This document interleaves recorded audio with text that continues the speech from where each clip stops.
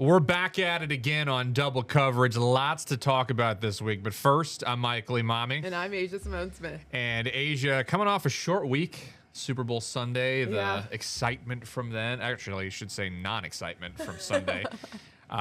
You guys was a missed a little Bad Bunny underwhelming. show. Yeah, exactly, to come watch us. Right, exactly. Thank you guys for joining us live. Yes. That was so much fun to see you all. Thank you for joining us live. Plenty to talk about this week as it pertains to Wichita State, KU, and K-State. We're going to start with the Shocks first. They played yesterday. You were there. Tough one to drop. They were leading at the half. Back end of it, complete collapse. Yeah, they were taking on South Florida at home, and it was a huge opportunity for Wichita State, a chance to take down one of the conference threats, instead falling short in this game. So a little bit of a frustrating end result, especially because it was a huge opportunity for Wichita State to really jump up those standings. 66-58 the final. So again, a pretty close loss. One of their larger ones. It was an 8-point deficit, but still, they were in it until really late in the game. It was not until about 9 minutes left in the second that USF finally pulled in ahead with a lead. But the Shockers were holding on to this one for majority of the game. You know, it was just about finishing it out. And unfortunately, it became a battle down the stretch. And it was the Bulls who were able to come ahead. We did notice the Bulls really took over as far as rebounding down the stretch. And that's where that talent showed, because Wichita State has been one of the best rebounding teams in the nation. They rank 5th nationally on their offensive rebounding percentage, but that slowed in the end of the game. And for the Bulls, they were able to get those boards and get those points, and that's what really allowed them to pull ahead on top. And now Wichita State, you know, really needs to start putting things together, because they have kind of a tough battle down the stretch as they're looking for a seeding in the American Conference Tournament. That's what they're looking for, because we know those top 2 seeds auto-qualify all the way to the semifinals, and that's what they want. They want to save their legs, save their energy, and they really want to make sure that they're beating these tough teams. So 1-1 against South Florida now with that loss this season. Yeah, and it's a frustrating one at that, because they took the tough one, which was on the road. Yeah. This game was pretty highly involved from a fan perspective. They were really trying to pack it. Pretty substantial crowd, I would say, for a Wednesday night game. Over 6,000 out there. That's one of the top attended games of the year so far. Ironic enough, the other one happened to be the weekend where we got 8 inches of snow or something like that. So that was pretty fun. But this is a tough one to drop. It does affect the standings a little bit. They moved down a couple spots. But when you look at the top dog and when you look at what came into this game, Kenyon Giles, of course, he's going to lead the team in scoring, 24 points. But I looked at the Tulane game, and I think the Green Wave are on a little bit of an off here. But what makes them unique is they got a bunch of guys that can spray you from anywhere on the court. That's what Paul Mills said. They've got a 5-man that can hit deep three-pointers. And so you face kind of a crazy roster like that, and you welcome in USF, who is a better team. They've got good bigs, and they struggle. At the very end, they can't finish the game. That makes me a little bit worried as we get into towards the back end of February, where it doesn't get any easier. Tulsa coming up, too. Yeah, it definitely did come down to defense. And I think, you know, the Bulls, they were able to make sure they were defending Wichita State's strength, which is shooting from behind the arc. Right. They had great 3-point defense, and that's what didn't help Wichita State. Limited their space on the court and also limited opportunities. So the Shockers were really trying to get to the hole, and it was really just the Bulls. You could see how much of a fight this one was. This was very physical, pretty scrappy game overall, but it was the Bulls who were able to make sure they're getting those shots down the stretch. And so it was a little bit frustrating, like you said, for it to not happen until those last few minutes when the lead kind of changed and USF was able to pull ahead. Now, USF, the top team in the American, if Wichita State would have won, they could have easily been in that spot. Yeah. At the top or around tied for the top, but that would have been a perfect chance to climb up in these standings. So we know Tulsa is also a great team in the American right now, and if they are able to beat Tulsa on Saturday, that can give us another glimmer of hope for Wichita State. They're going to be back at home again. That home court advantage is definitely beneficial. You got Dylan Batee, who picked up four rebounds in this one, but Michael Gray Jr. just a rebound away from a double-double. I mean, he himself had a solid game. You saw how involved he was on the defensive side as well. Again, I'm liking the switch of Okorafor and Will Berg. Will Berg is not a day one starter anymore, not an everyday starter anymore, but his presence and body is still very much felt in the paint, especially when they're facing very physical teams like a USF. You were seeing if he would maybe rack up some more minutes, and he did in this one. He played 30, scored 10, 3 for 7 on field goals, 4 for 7 on free throws. So, you know, expectations were met there, and as you see on your screen, he's getting a tough layup right to the bucket. A guy like that is going to play a lot of minutes against a South Florida team that is very physical because you need that presence inside. Not a shot at Okorafor. He's been great himself as well, and he's solidified pretty much as a starter so far for the Shockers.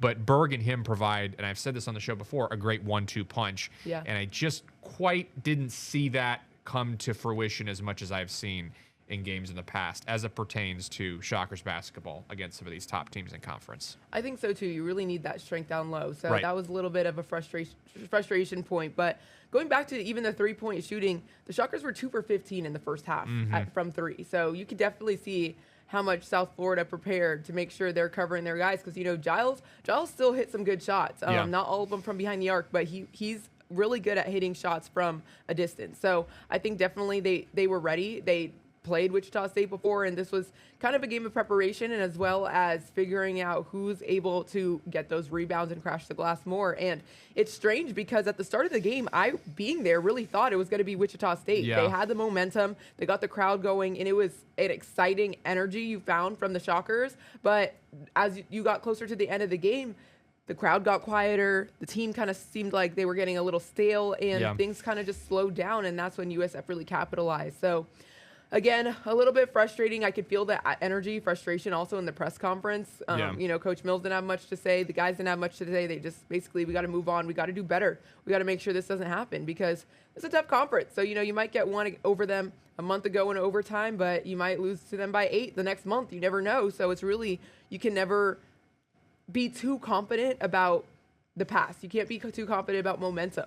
And they just got to take it one game at a time and make sure they're doing their due diligence every time. One thing I will say, they're still in position for, they're in 6th place right now in the Americans. So as it stands, 5 and 6, they get an automatic bye out of that first round. So they still have a shot to make their lives a little bit easier. They drop out of the 3 spot.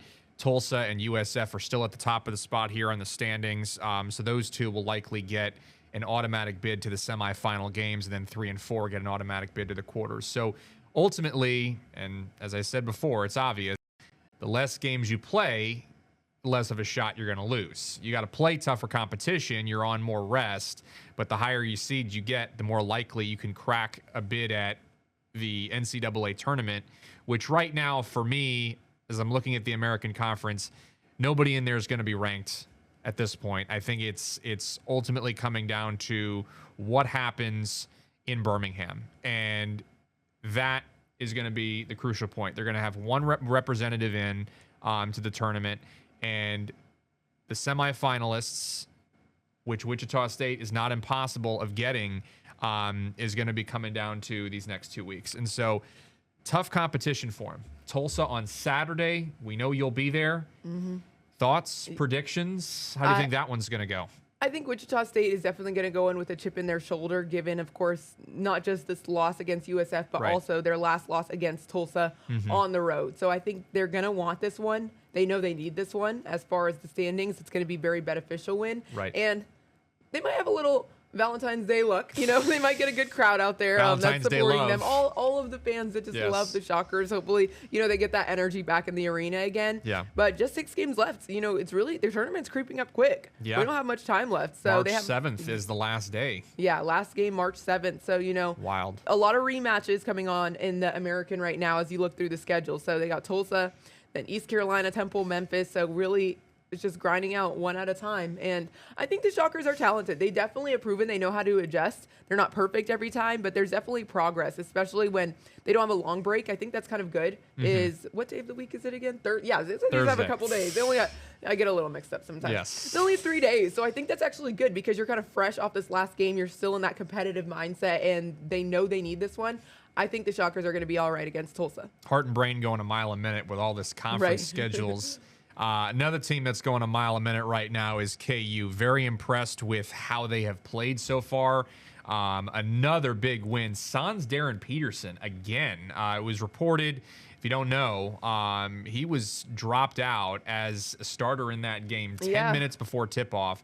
So they came in basically without their best player against the #1 team in the country, came back from behind, still somehow, some way pulled off a win against Arizona. Their schedule doesn't get any easier either. They've got one of the toughest in the nation to play. They've got, I think it's Houston next Monday, Asia, if I'm correct. So even after this win, they've got Iowa State over the weekend. So KU right now is on fire. They've strung together some great wins. They've cracked the top 10. Bill Self, to me, at this point in time, has got a great group of guys that can step in even when they don't have their best player, Asia, on the floor. Yeah, somehow, some way you said, but it was definitely It was Melvin Council Jr. and Flory Badunga. They were a great duo through that matchup. I mean, incredible performance. You saw the way they were able to put up points even without Darren Peterson. Peterson was it illness or something like that before the game. He was kind of decision, and they decided not to start him. He sat out the whole game, and Kansas still showed up. I mean, the energy, first of all, in Allen Fieldhouse, incredible, but this KU team is legit. You know, it's not all DP. He's not carrying the team, so if anyone thought he was the reason why they're doing so good, he's not. They definitely have a good string of guys put together who are able to put up points. I mean, a great job overall from these guys. Actually, up next, they're taking on Iowa State, number 5. Number 5. Also on Valentine's Day. So it doesn't get easier, but I mean, they've taken down the number 1 team in the country at home. So they're on the road again, though. And, you know, Iowa State's a pretty tough road environment as well. Yeah. But let's see these numbers. It was 23 points from Melvin Council Jr. and also 23 from Flory Badunga. So a great duo there that really led this team. And double-double from Badunga with 10 rebounds as well. So you could just tell they were sharing the ball well. They were spreading the floor well. I mean, just a really gritty performance from that team, definitely down the stretch. It was a close game at halftime, and they were able to come out on top, and definitely the home crowd, court energy definitely helps. So what I liked about Badunga is I said on the air on KSN, I was like, there's going to have to be a guy that's going to step up that's not Darren Peterson. Yeah. Because I didn't think that DP would be out in that one, but I had a feeling it was going to come down to somebody else. DP, he's athletic, he's got power, he's got pretty much everything you'd want in a first overall pick in the NBA draft. He wasn't my focus. I said, you got Braden Burries and Koa Pete, 2 guys on Arizona's roster that can just light it up. Mm-hmm. And Burries has really proven to be a tremendous outside shooter. And his inside game's pretty good, but his outside game's great.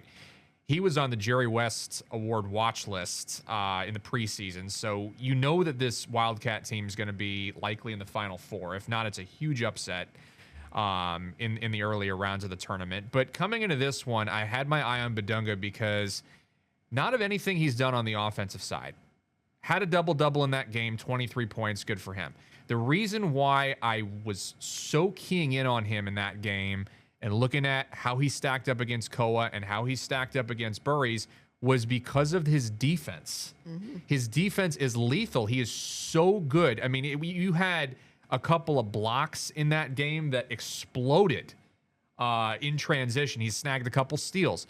The thing to me about him is he's such a big presence, and he was also, I believe, a McDonald's All-American out of high school. So I don't want to use this team. I don't want to phrase this KU team as a bunch of underdogs because they're not. They are very much a decorated group of young men who are top recruits in the country. But when you don't have their best player, this was a guy that I was looking to really step up, and he did. And there was rumblings in some of the previous games, the Iowa State game, like they were looking at, okay, how big of an impact can FB make?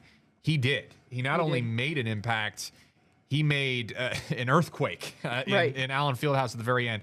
But I did like it because Melvin Council punctuated the excitement off with a dunk at the very end, which didn't count, but he stole the ball and he slammed it home, and they cemented their 4-point win, which I thought was a way to get the joint jumping a little bit. Definitely the exclamation mark on that one. What a crazy game right there. And when you're talking about Badunga, you also have to mention his defensive abilities. I mean, 3 blocks in this one, but really he's always there to just swipe it away. Yeah. And I think that's definitely one of his talents is his defensive skills. That's something that's been valuable on this team all season long. So it's really, they have great pieces. I mean, not even just those 2, but overall, even Bryson Tiller's been doing a great job. So I think this team is definitely talented. They are legit. I think number 11 was a good spot to have them and definitely climbing up as they deserve to, taking down Arizona. So I'm excited to see how things really start playing out as we get closer to the postseason. Yeah, AP number 9 right now with Trey White, Bryson Tiller being the headline guys in that Iowa State win. First win against the number 1 opponent. I didn't even believe this stat line. Right. When they aired it, first win against the number 1 at Allen Fieldhouse.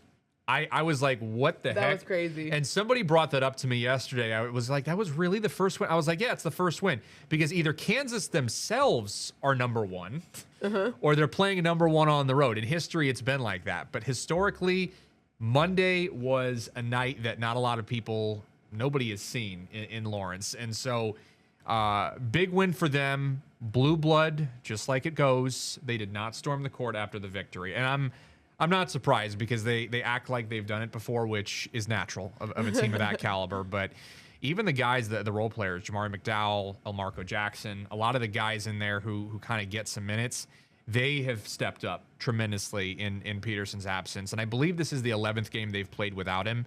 And at this point in time, I will say, I don't know if he's a liability. I think he certainly has all the skill sets you would want in a player on a roster, because of his sheer amount of talent, his power, his outside game, his just the way he moves, the way he's so comfortable handling the ball.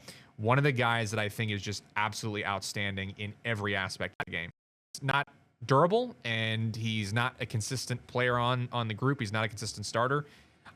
So you're seeing a lot of the guys coming off the bench that are having really solid games. And there's room for improvement there, as there is anywhere else. But to me, KU right now has something special solidified. And in our Hot Topics later on, we're going to talk about just how far we think they might go, Asia. You kind of have to wonder, is KU better off when Darren Peterson is not playing at this point? Just because at least best they player know, off the court. That's tough. At least that's a they tough know question. who's going to take the court. And then it's funny, we were also talking about the new experimental court that's going to be at the Big 12 Championship Right, yeah, tournament. LED. Color changing, glass court, whatever's going on there. Interesting situation. But will he play? Will he want to make sure he protects himself? And he's got the paycheck already, so we never know how that's going to turn out. But I mean, this team, with or without him, are definitely solidifying themselves as a powerhouse. So Iowa State up next, number 5, and then they got Oklahoma State, Cincinnati, and then on Monday the 23rd, that's when they hit number 3 Houston, and then again after that Arizona. So obviously rankings changing as we go, but it's a tough conference, and it's going to be be fun to follow. That is a really hard schedule. Oh, yeah. I mean, that is about as hard of a schedule as it's going to get. Mm-hmm. You know who else has had it kind of rough? Ooh, do we have to talk about it? We do. Our purple friends. Purple pain. Mm-hmm. Not a good day yesterday for K-State fans at all whatsoever. Sorry, everyone. We're going to get into it. We're going to get into it because we got to talk about it. And not a lot of happy fans at the arena yesterday. Lots of paper bag heads. Lots of paper bag heads. And it's unfortunate because I think this is a roster that has, there they are right there, that has the capability to be successful What does it to say? some degree. They had newspapers on them. I don't know what's on there, what's written. I know they had newspapers of Tang's firing. I read somewhere on X earlier today. And that's T. Or wanting him fired or something like that. I don't know. But yeah, the students have put up with it, or they've had enough, I should say. They've put up with it most of the year. And PJ Haggerty, again, crashing the boards, top guy on the team, even in a loss. 24 points, I believe, for him. So, a great effort out of their best player. But outside of him, Castillo, 8 points. McGriff, 7 points. Nate Johnson, 6 points. They were getting some production out of Marcus Johnson, the 6'7", 265 big man, who has made some headlines so far this year, nailed a 3-point shot that got the crowd going a little bit. But outside of Haggerty, really no stars in this one. And there was a lot of talk as well, I will say, too, on the fact that K-State, for the past week to 2 weeks, they've been battling the flu. So the team is not quite as healthy as they would like to be. They've been coming off a rough stretch, and I go all the way back to that Iowa State game where they hosted and they really struggled. This is not a position anyone wants to be in right now in Manhattan, Kansas. I mean, in case you haven't followed yesterday, 29-point loss against Cincinnati. So that's why everybody's frustrated. That's why we got the paper bag heads. Just not a good look. K-State is 1-10 in the Big 12. So it's been very much a very painful stretch. Only team they beat was Utah. Not a great team. So, not much of a statement victory there. But I mean, it's sad because I'm sure the players are frustrated. Coach Tang is frustrated. Coach Tang's talked about not having players he wanted. And I mean, the players, they definitely probably hold their tongues a bit. Yeah. But you got to wonder how they're feeling because I'm sure they're just as frustrated too. Everybody wants to win, but the way Tang made it sound yesterday was that these guys did not want to win and that they didn't care. That's what it sounded like, but we'll let you guys be the judge of it. Yeah, we'll let you be the judge of this. It was all of 2 minutes. Press conference. And 40 seconds, I believe, was the exact amount of time that he hit. Big statement made from him. We've seen it get progressively worse every single loss that we have seen. But we'll let you judge for yourselves as to how this went. Hey, I'm gonna honor Christ like I always do. Blessed to do this, but this was embarrassing. These dudes do not deserve to wear this uniform. There will be very few of them in it next year. I'm embarrassed for the university. I'm embarrassed for our fans, our student section. It is just ridiculous. We got practice at 6 a.m. tomorrow morning, and we will get this thing right. I mean, yikes.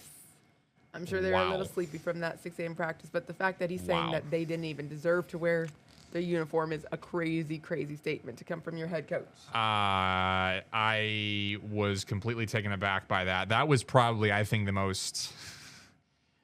I mean, but spin it however you want. That was probably, I think, one of the craziest comments I have heard him make. Yeah. In a post-game press conference this season, just because the sheer amount of frustration and anger we have seen from him so far this year, as we had talked about progressively, to an extent. But that, I think, is crossing a bridge or crossing a line, I should say, that we have not seen happen at this point. Yeah.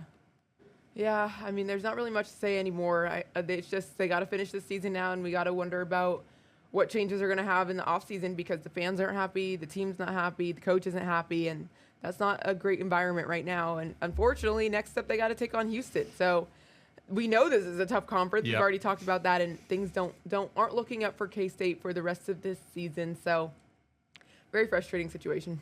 Houston's going to be, I mean, they might surprise you. I mean, the way that Cincinnati looked, though, it's not giving me a whole lot of hope. And if you're a fan of K-State, watch K-State every night, every game they play. The clutch gene isn't there. The cohesiveness isn't there. There's a clear disconnect between coach and players. It's just they're not in the right mindset right now. They're not gelling right now at all. There is very much a lot of work to do headed into these last couple games. I wouldn't say in terms of prepping for the Big 12 tournament, they're obviously going to be in it because everybody gets in. But it's also about the future and looking ahead and what they really want from this group. Because as a fan, I'm very discouraged. If I'm a fan, I'm very discouraged. And you saw in those shots right there, the paper bags on the heads. I have been... At the professional level, you've seen that happen. You've seen it with teams like Cleveland. You've seen it with teams like Washington in the NFL. You've seen it with, years ago with the New Jersey Nets at the time, as they were called, where they were so bad and fans had taken it upon themselves to walk in like that. It's one of the worst situations to be in. And to me, a team that is in deep trouble right now is a team that is not really got a clear direction. And for me, I think that's the biggest problem for K-State. They don't have a clear direction right now, and that, I think, is what is separating them from the better teams in this conference. They're moving down the line so far at the bottom. They're not even giving themselves a chance to claw back in the standings at all whatsoever because they're 1-10. They've only won one game. They're not even competitive. Yeah, so definitely lots to talk about and lots of Definitely hot topics, I'm sure, that are going to be arising for Yes. K-State. And that is our cue, because we've got it again. Hot topics. And first things first, we're going to start with the team that has not won a whole lot of games this season. Are they going to have a new basketball coach come after the Big 12 tournament? Asia, I'm going to let you go first. 35 seconds on the clock. So, what a hot question to come out with right now. Okay, clearly, I think they will. I think they're going to have a new coach. I don't think K-State's going to be happy with what's going on right now. Well, we know they're not happy. We know the athletes aren't happy. We know the fans aren't happy with the paper bags on their heads. And I think Coach Tang had a lot of potential and had a great first year.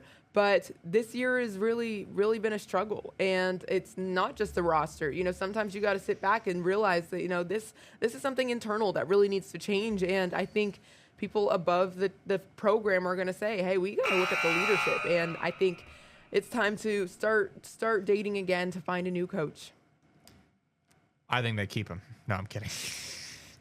I'm in complete agreement with you on that. I think right now it's very apparent. I mean, you've had numerous incidents happen. I'm not going to get into some of the off the court stuff, but there have been numerous incidents that have happened with K-State outside of the basketball court.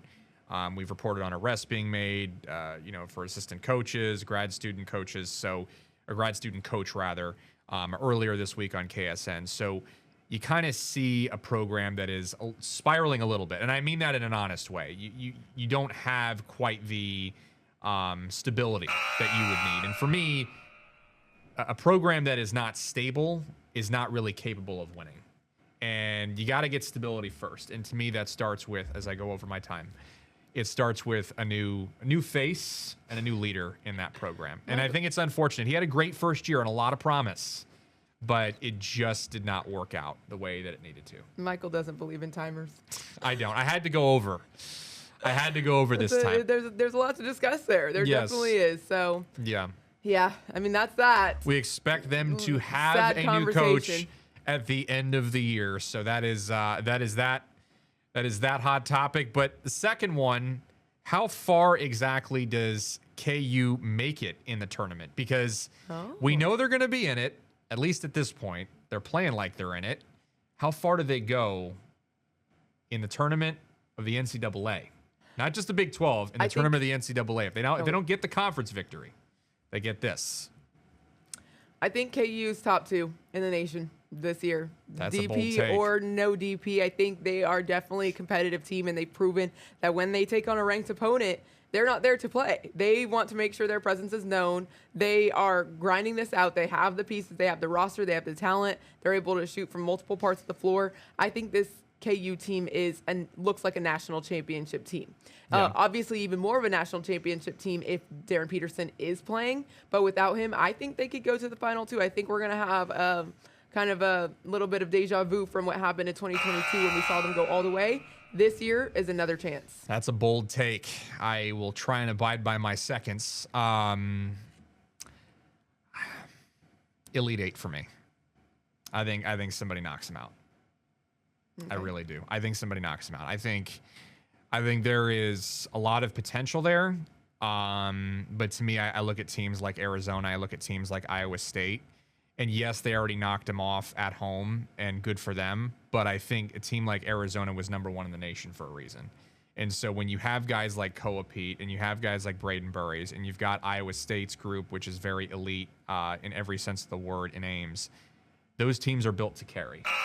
And so to me, I think they will have a lot of those Final Four. And you're not even looking at the other divisions at this point. You're just looking at the Big 12. A lot of representation from them in the tournament as I go over my time again. A lot of representation from them in the tournament. Yes. But I think KU falls in the Elite 8, unfortunately. But I do think they make a good crack at it. They definitely struggled the last few years getting through that first round of the tournament. But I don't know. I think new year, new team, new faces, and the top the top draft prospect in the nation. I think they got a good chance. Yep. And we're going to keep an eye on Darren Peterson and see where exactly he lands in the NBA and when that announcement's going to be. That's heavy anticipation coming up. But for now, that's your look at double coverage this week. We'll see you next Thursday, same place, same time, bringing you the hot topics and all the best sports talk around the area in the Sunflower State. Thanks for joining us again. We'll see you next week.